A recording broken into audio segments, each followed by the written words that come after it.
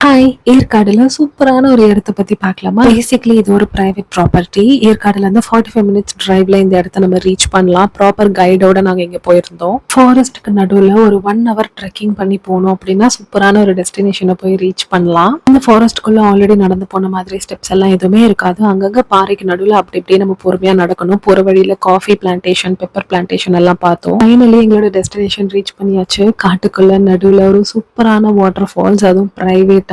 ஒரு பக்கம் தண்ணி சத்தம், இன்னொரு பக்கம் பறவையோட சத்தம் எல்லாம் கேட்கறதுக்கு ரொம்பவே நல்லா இருந்துச்சு.